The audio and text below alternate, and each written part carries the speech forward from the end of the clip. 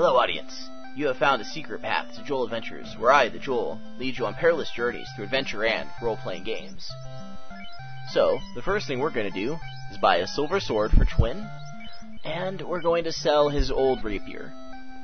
I think that upgrading one of our weapons should allow us to finally beat this boss that I've been leveling up so much to try to get through. And we're on our way. We're well loaded with healing items, and we've leveled up to level 9. I think we have everything we need to get through this fight. Ow, ow,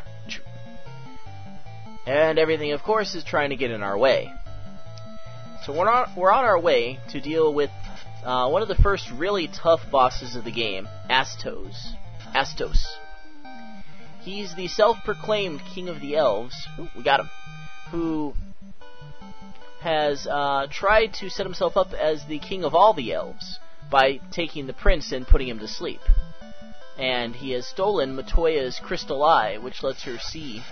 I think it lets her see at a distance, too. I'm not sure. But anyways, he's got all that. But he doesn't have the crown, the elven crown, which only the true king of the elves can wear. If he had it, he'd be able to declare himself the absolute king of the elves, and no one would dispute it. And that's the crown that we found in the Marsh Cave. And I think we're doing a lot better now in damage, in terms of damage. Our monk is actually starting to do a fair amount, oftentimes more than our thief. And because we have at least one really good sword, we're doing, yeah, look at that, 83 damage. This is ridiculous. Put down some nice numbers now. So hopefully we can get over to Astos, I don't know, and get some good damage going. If we're lucky, we'll be okay. He's a really annoying boss because he has an instant death attack, and there's no way to heal your party in this game. At least not with this group. At least not at this point. No Phoenix Downs. Nope. Nothing.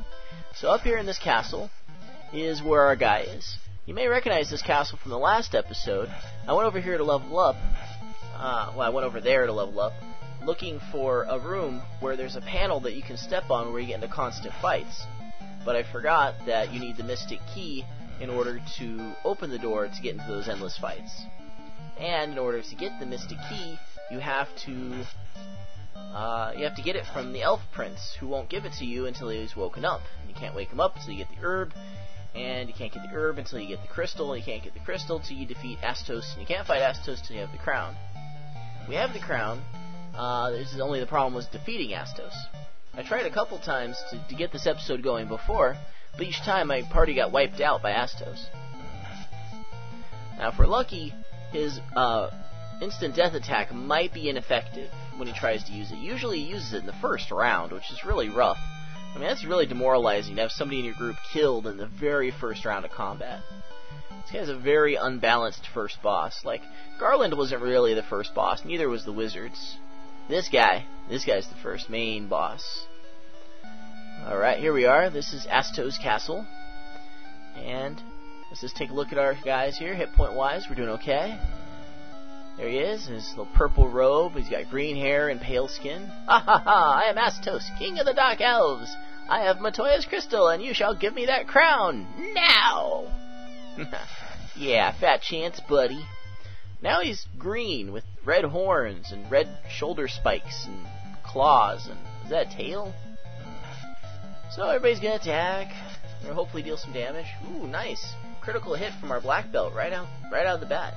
Oh, but our rapier guys are doing no damage whatsoever. It's like 4, 7 with my fancy sword. I paid a lot for that sword. You better do more damage with it than 7, Mr. Twin. Ah, come on, guys. We gotta put in some real damage. This isn't going good. At least he didn't rub us right. Oh. Okay, oh, ineffective. Great. Come on, guys. Alright, everybody attack. Blitz him. 242. Hut. Oh, dang it. Come on, some real damage. Come on, guys. Oh, man. It's so hard. Everybody keeps missing. Doing 1 point of damage. I'm telling you, this guy is a real machine if you don't have mages. Like, if I had a black mage, at least I'd have a regular source of damage that's actually pretty effective. But he has such a high resistance to physical attacks. Ooh, that was a crit for 90. Nice. Alright, the sword's finally paying off. Come on, guys, come on. We might be able to luck this one out and get away without any major damage. Come on. Yeah, yeah! There we go. Yeah! That's what I like to see. That's how it's done. We got like 500 experience and 2,000 Gs. Ha, my crown. Wait. Okay. Oh, okay, they gave me the crystal. It just magically shows up in your inventory when you beat him. Great. So that room over there on the left of the treasure chest, we can't get into it till we have the Mytic Key. We might come back later and see what's in there. For now, we have to begin our line of taking stuff to places and taking that stuff you get at that place to other places. So now we have the crown and the crystal. And with the crystal, we can head north to Matoya. Someone who you haven't really seen yet in the series. Sometimes you could go see her early on in the game if you really feel like going over there, but until you have the crown, the crystal, there's not really much use to it. You get a couple of potions out of some chests, and you can talk to her broomsticks, and they'll give you some advice, somewhat useful advice. We'll see it. But overall, if you know what you're doing, you can skip going to her cave until this point in the game. There's no reason to go there sooner. Oh wait, something wrong here. Okay. Right, wait. Okay, everything's fine. Never mind. Alright, everything's fine. There we go. Kill it. Kill it. Yes. There we go. Yeah. Got a little bit of that sprite slowdown going on there. That was no good. Alright, so we have our crystal, but we actually don't have any real reason to go to Elf Town, because we're all still in pretty good shape, and we still have plenty of potions. So we'll just, we'll walk on by and just move on to the next place we need to go to get all our items back and forth. We gotta kill some pesky wolves first. Wolves! Guys, come on. Don't you know that you're not very strong against me anymore? You should just, give up. Let me move on to stronger enemies to give me good experience. I got 3,000 gold. If I had 4,000, I'd stop in and buy another sword. But since we don't, we'll just move on. We'll come back for it later. We'll probably have 1,000 by the time we're done with this. A shark. Oh man, I remember when we first got in our boat and a shark was a serious threat. Now it's like, oh, a shark. Move on. Fight's over. Yep, that's the way it goes in RPGs. You know, you start off in a new region and everything's dangerous. Then you train for a little bit and things kind of straighten out. I think what we'll do is we'll stop in here real quick since we're in the area and get some nice cheap healing. Can't beat 30G. Aw, yeah. Yeah, this is before they started calling it Gil. Although they might have called it Gil in the Japanese version. But this one is gold. But if you get some of the more recent remakes of it, they call it Gil, which is what they call money in most of the later Final Fantasies. And GP is like Gil points, I guess. More sharks.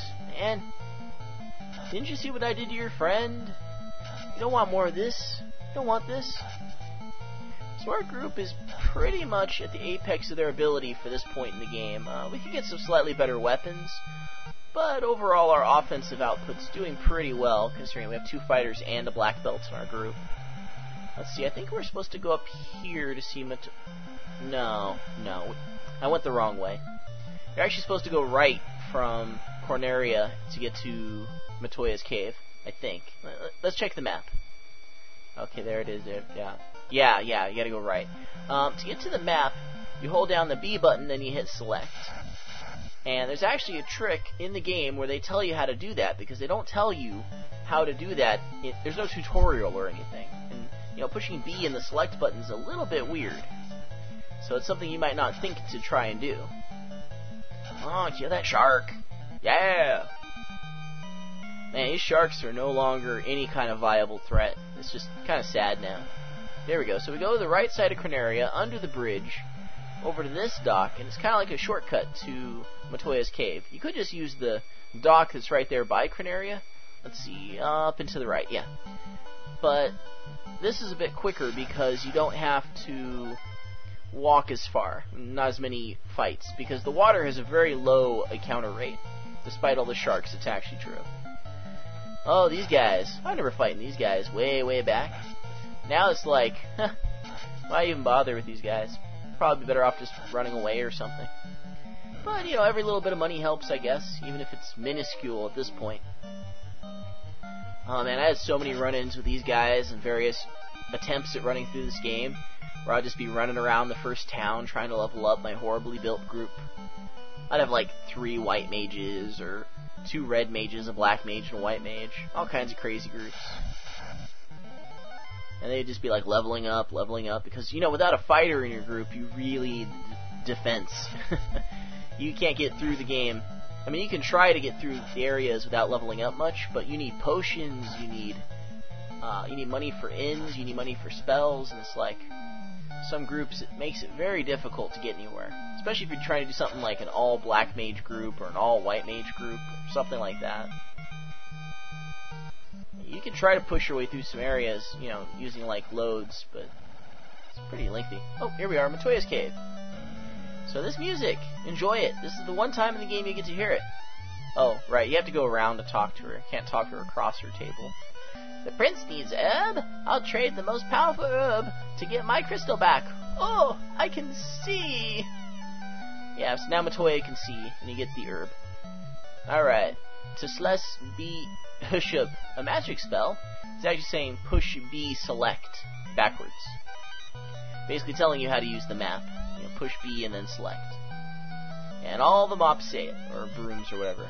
You get some pures and some heals. It's pretty nice, but no reason to come here before this point. I mean, seriously.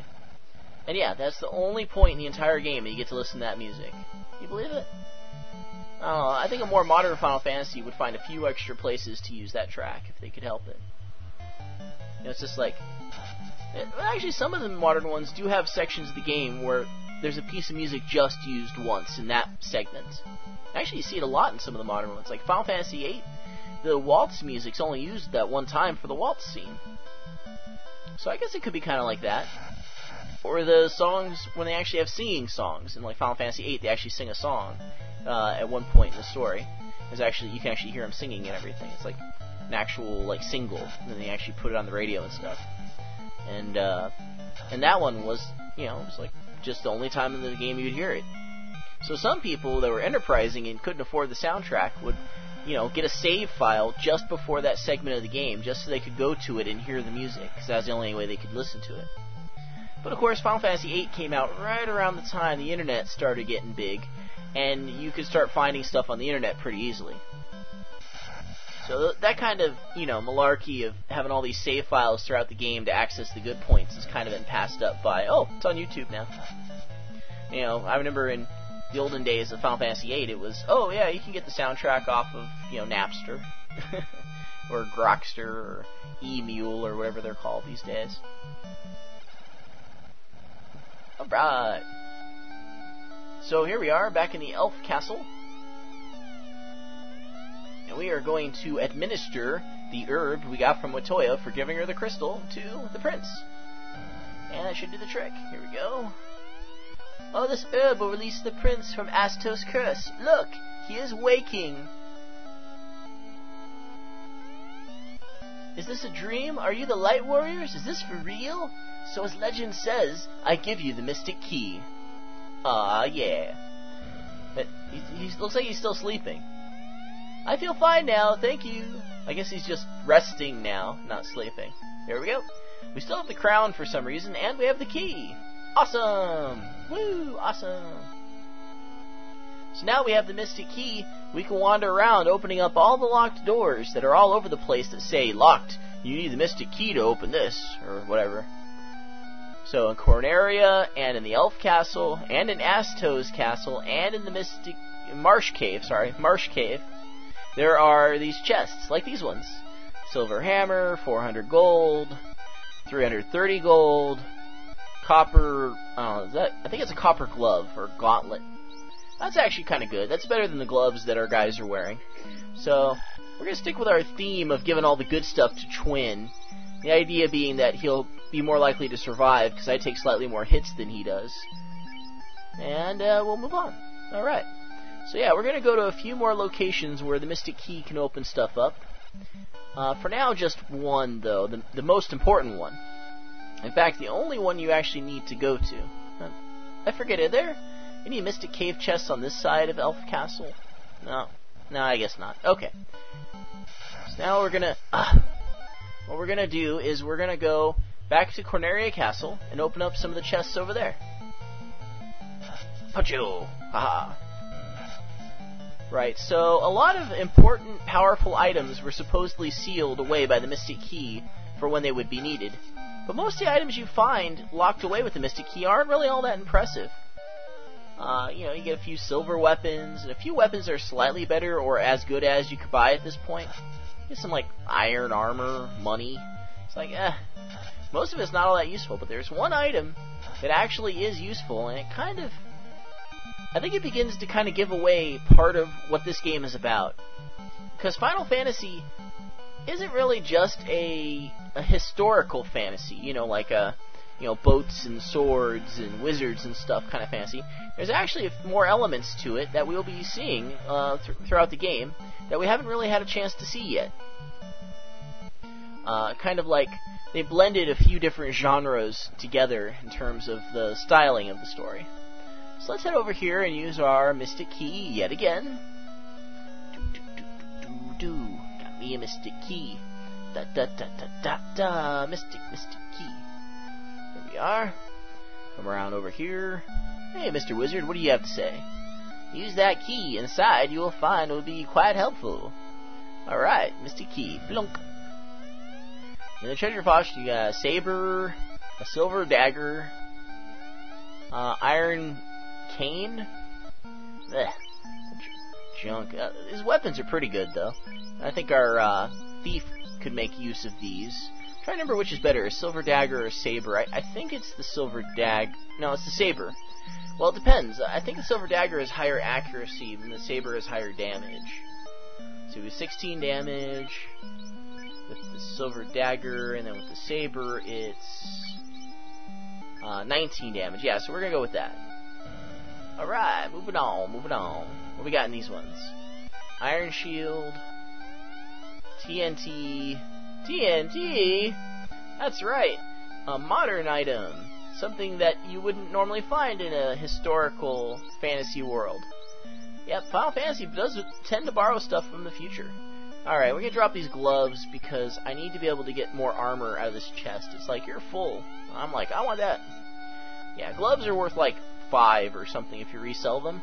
Armor, though, iron armor, that's like 400. So, gimme. Ditch them gloves. Those gloves are no good. I'm not about to walk all the way to town just to sell my gloves, just to come back and get that iron armor. No way. That 5 gold, gone. Don't care. Alright, let's sell some of our junk. We got all these weapons that we picked up. Let's get rid of some of these weapons. Let's see, we got that iron cane. We don't have any wizards, so nobody needs it. And, let's see, what else we got? Let's see, our thief has rapier. We can get rid of that. And he also has the silver hammer. Never gonna use... Wait, saber? No, we don't want to sell the saber because actually it's better than what Joel has. And the silver dagger... Yeah, I got an idea. Okay, here we go. We're gonna sell Joel's silver dagger. We're gonna actually give the saber over to him. Yeah, okay, here we go. Yeah. And then the thief can use the silver dagger for now. That improves both their damage from what it was before. Nice. And we'll come over here, and let's see, what kind of extra armor do we have? I think, yeah, iron armor, iron shield. Okay. Yeah, so the thief has the armor, black belt has the shield. Let's get rid of those real quick. 800. Wow. I guess you sell it back at full price. And the iron shield. There we go. Nice. So we've got about 6,000 gold now. We should be able to buy that dagger, that sword, over in Elf Town, no problem. Let's go grab that real quick. So at this point, we've pretty much done all our item changing that I've talked about. And we even got some fancy TNT in the process. What does it do? Well, you'll have to wait and see.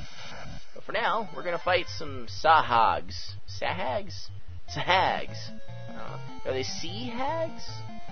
They don't really look like ladies. They look like mermen. We should call them mermen. Or, they look kind of like troglodytes from Dungeons & Dragons. They could be troglodytes. Merfolk. There, punch you. Punch you to pieces. Fish pieces, man. Merman. Alright. Trimming their numbers, trimming their numbers. They can't even hit him. 1 point of damage. You guys rock. Alright, killing me some bad guys. Look at 98 damage with just a regular saber. That's pretty good. 38 with the silver sword. I guess it wasn't a very good hit. Alright. Moving on. Here we go. Heading on over to Elf Town. Elf Town? Yeah, ogre in our way. Ogres aren't nearly as scary as they were when we first started. I mean, look, you can't even hit me. Their 100 hit points don't seem nearly as monumental a task to deal to them now. Yeah. Ogre went down. That's right. He'll have some friends that look just like him that I'll have to deal with later on that'll have me cringing in my boots when I first fight them. There we are. Back to Elf Town. Let's heal up real quick, I guess. You know, just to get it out of the way. Haha. Look at my gold. Funny. Alright, here we go. The weapon store. We're going to pick up a fancy sword. I think what we'll do is then we'll give the saber back to the thief because it does the better damage. Let's see here. Yeah, we'll put the silver sword on our fighter. And we'll give the saber to our thief. Let's double check that damage. 16 with the dagger. And 19, yeah, 19 with the saber. It's definitely better with the saber. And I'm not too concerned about accuracy. You miss a lot in this game anyway. So we got rid of the silver dagger. There we go. Alright, we're doing great. Doing fantacular. We're in superb condition. You can't really ask for much better than this at this point, except maybe for some level ups. So we're going to continue on. We're going to head over to the location where the next bit of action will be. Here we go, head north.